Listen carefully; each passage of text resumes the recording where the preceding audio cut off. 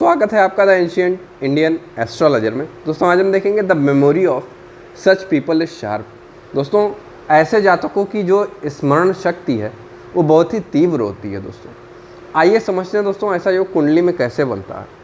दोस्तों यदि किसी जातक की कुंडली में पंचमेश यानी जो पंचम भाव का स्वामी है उस पर शुभ ग्रहों की दृष्टि पड़ रही है तो दोस्तों इस परिस्थिति में उस जातक की स्मरण शक्ति तीव्र हो जाती है दोस्तों।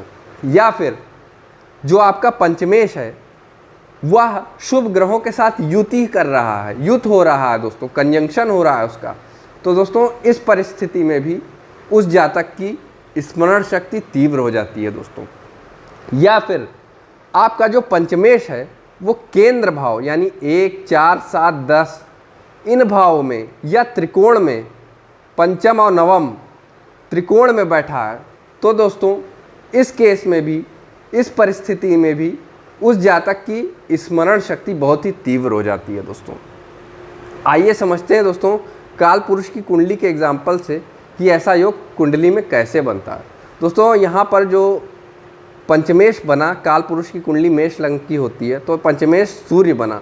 सूर्य मान लीजिए एकादश भाव में स्थित है और इस पर शुभ ग्रह जैसे बृहस्पति, शुक्र, बुध, चंद्रमा ऐसे ग्रहों की दृष्टि पड़ जाए दोस्तों तो दोस्तों इस केस में भी उस जातक की जो स्मरण शक्ति वो तीव्र हो जाती है। या फिर यहाँ जो पंचमेश बना वो सूर्य बना और वो शुभ ग्रह जैसे शुक्र के साथ युति कर ले तो दोस्तों आपका पंचमेश शुभ ग्रह के साथ युति कर ले तो दोस्तों इस केस में भी, इस परिस्थिति में भी उस जातक की स्मरण शक्ति तीव्र हो जाती है।